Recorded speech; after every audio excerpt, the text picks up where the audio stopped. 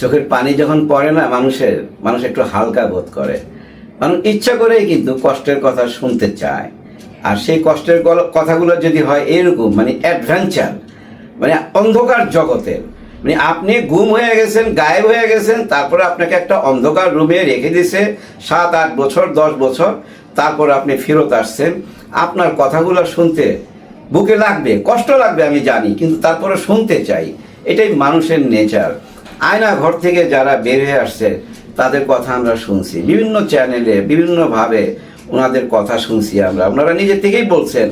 এবং ওই যে আয়না ঘরে গেলেন, সেখানেও ওনারা কয়েকজন গেছিলেন, দেখাইলেন কে কোন রুমে বন্দি ছিল, কিভাবে তাদের জীবন গেছে, কিভাবে হাত পিছনে দিয়ে বেঁধে দিনের পর দিন রেখে দিছে 8 বছর 10 বছর, কেউ ছাড়া পায় নাই, কেউ না। জানেন, একটুখানি যদি আপনি বঙ্গবন্ধুকে নিয়ে তিরস্কার করছেন বা জয় বাংলা নিয়ে কোনো আপত্তিকর ব্যঙ্গ করছেন বা শেখ হাসিনার পরিবারকে নিয়ে কোনো কথা বলছেন, ওরা আইনই পাশ করে দিয়েছিল, শেখ হাসিনার পরিবারকে নিয়ে কোনো কথা বলা যাবে না, জয় বাংলা নিয়ে কোনো কথা বলা যাবে না, বঙ্গবন্ধুকে নিয়ে কোনো কথা বলা যাবে না।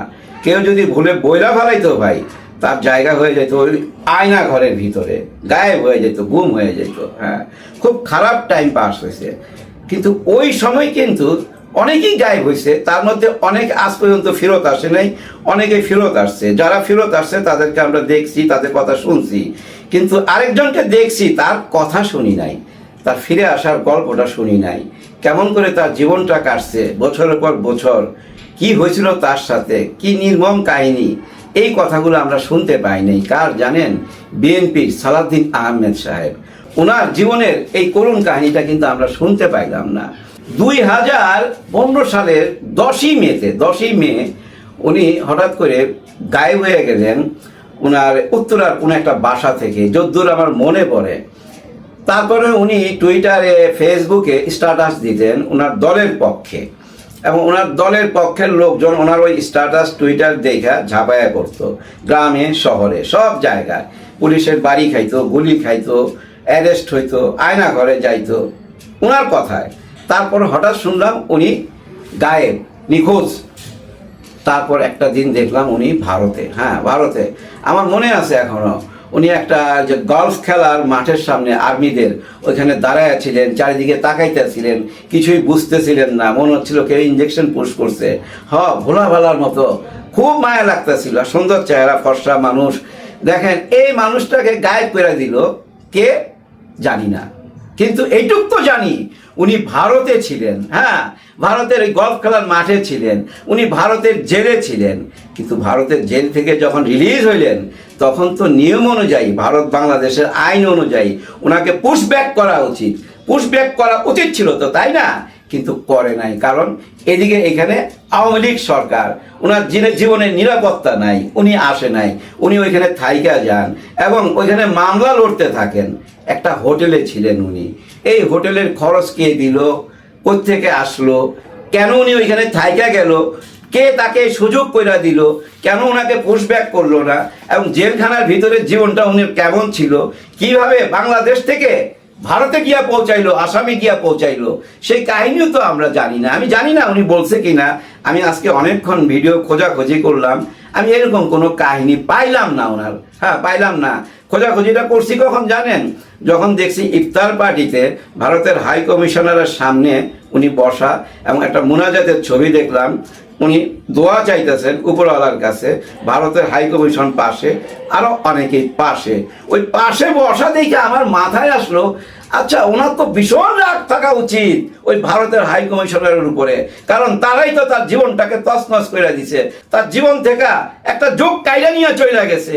কিভাবে নিয়ে পৌঁছাইলো, কি অত্যাচার করলো, নাকি জামাই আদরে রাখছিল, কোনটা জানি না তো, কিছুই তো জানি না। কিন্তু সাধারণ জ্ঞানে কি বলে, সাধারণ মনে করেন আমি আপনাকে ধরেন 1 যোগ বাদ দেন, 1 মাস বাদ দেন, একদিন আইনা বন্দি কইরা পিটাইলাম, তারপর ছাইরা দিলাম, আপনি আমার উপর একটা ঘৃণা থাকবে না ভাই? মারাত্মক ঘৃণা থাকবে। বাইরে তো বুঝছেন, আমার নাক ফাটায় ফেলাইবেন এবং 10 জনের কাছে বিচার চাইবেন, মামলাও তো করা উচিত আমি মনে করি। কিন্তু উনি তো কিছুই করলেন না, উনি ওইখানেই থাইকা গেলেন। উনি আসলেন কখন? জুলাইয়ের গণ অভ্যুত্থানের পর, দেশ যখন মুক্ত হইল, স্বৈরাচার মুক্ত হইল, হাসিনা চইলা গেল, উনিও নিরাপত্তা খুঁজে পাইল, উনি চইলা আসলেন। হ্যাঁ, ওই একই দিনে কিন্তু আমাদের এখান থেকে রিজভী সাহেবও কিন্তু বাইরে ছিল, হ্যাঁ, জেল থেকে। আর বাইরে ভাই উনি সত্যি উনার পুরো আবেগটা ঢাইলা দিছে, পুরো আবেগটা ঢাইলা দিছে। উনার কথা শুই না আমার চোখে পানি চলে আসছে। দেখেন কতটা কৃতজ্ঞতা জানাইছে। কিন্তু তার কিছুদিন না যাইতেই আমরা শুনলাম ওরা রক কাটে, হ্যাঁ ওরা রক কাটে, শিবিরের কথা বলছে। কিন্তু শিবির তো জড়িত ছিল গণ অভ্যুত্থানে। তো যারা ওনাকে বের করলো, যারা ওনাদের নেত্রীকে বের করে, দেখেন ওনাদের নেত্রী বেগম খালেদা জিয়া মুক্ত হয়ে কিন্তু একটা কৃতজ্ঞতা জানাইছে। খেয়াল আছে ক্যান্টনমেন্ট একটা অনুষ্ঠানে গেছিল, এবং এই যে যারা জুলাইয়ের গণ অভ্যুত্থানে সবাই লাইন ধরে দাঁড়ায় ছিল এইভাবে, উনি কথা বলতেছেন হাসি মুখে, খেয়াল আছে আপনাদের? তার মানে এখানে কৃতজ্ঞতা জানাইছে। এই ছেলেদের জন্যই তো উনি মুক্ত, আজকে চিকিৎসা নিতে গেছে এবং ভালো আছে। ওনার আমরা 10-12 মিনিটের একটা বক্তব্য শুনছি, চিন্তা করেন।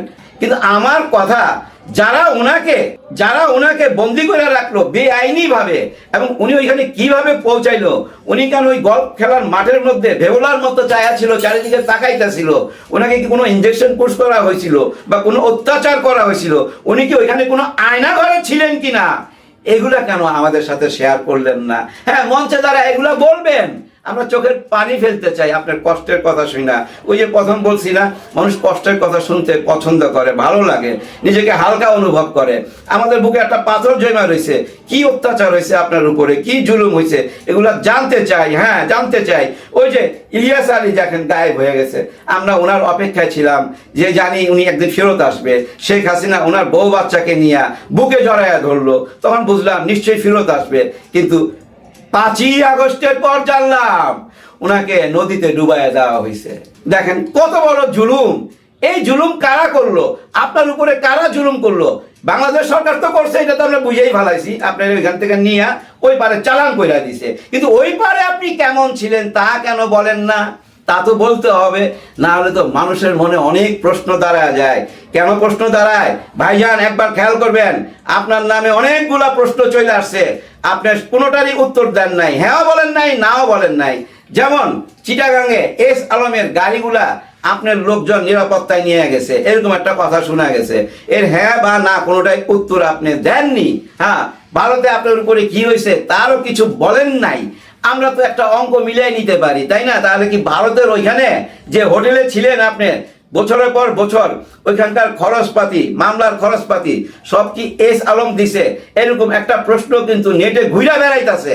এগুলার উত্তর দেওয়া উচিত, কারণ ভবিষ্যতের আপনি একজন বড় নেতা। হ্যাঁ, বিএনপি ক্ষমতা আসলে তো আপনি অনেক বড় মন্ত্রী হবেন, তাই না? আপনার স্বচ্ছ থাকা উচিত মানুষের প্রতি, কারণ মানুষ তো আপনাকে ভালোবাসে। ভালো না বাসলে, যে আমি ভালোবাসি, তো আমি ভালো না বাসলে আপনার দুঃখের কথা শুনতে চাইবো কেন? কি ছিল আপনার ওইখানকার অবস্থা? কেন আপনি ভারতের হাই কমিশনের পাশে নিয়ে এত সুন্দর মুডে মুনাজাত করতেছেন? আল্লাহর কাছে কি চাইছিলেন তখন?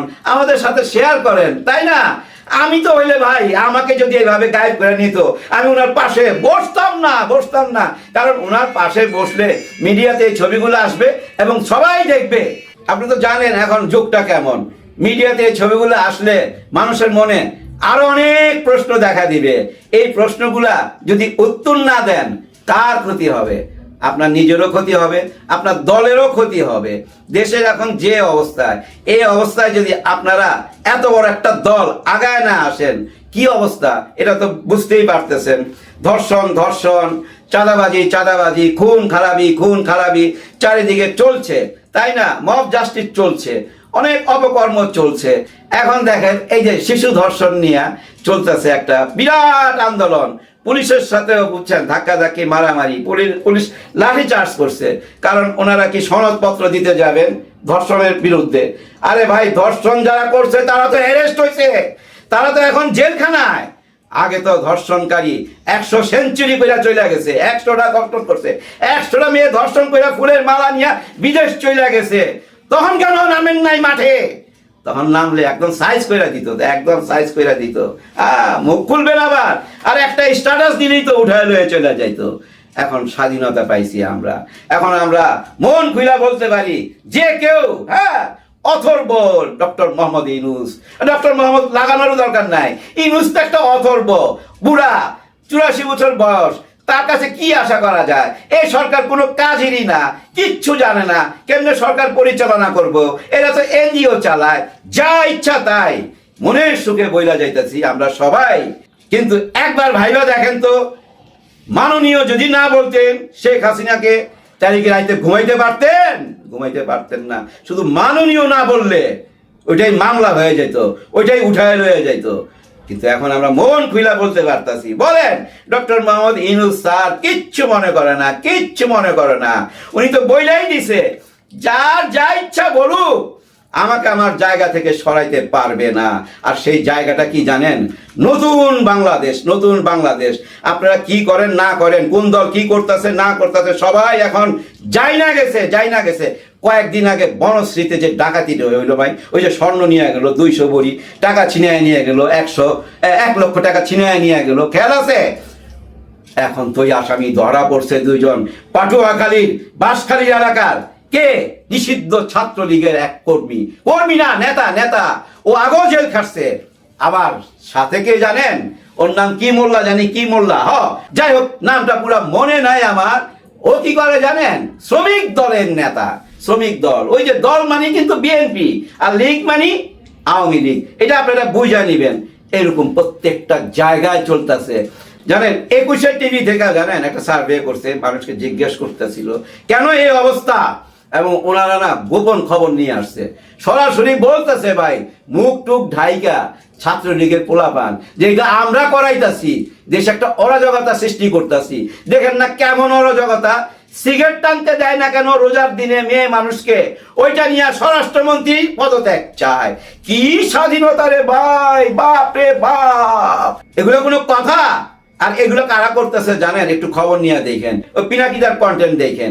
আনন্দবাজার পত্রিকা আছে না, বাংলাদেশের যে প্রতিনিধি, ওর মাইয়া এই কাজগুলা করতেছে। সিগারেট খাওয়ার জন্য স্বরাষ্ট্রমন্ত্রী পদত্যাগ করতে হবে। বাপরে বাপ! দেখছেন, চাওয়ার ইচ্ছাটা না, আকাঙ্ক্ষাটা অনেক বাইরে গেছে। ইউনূস স্যারের কাছে সবাই অনেক কিছু চায়, কিন্তু উনি দিবে, সময় মতো দিবে। আপনারা চিন্তা করেন না, টাইম ইজ কামিং।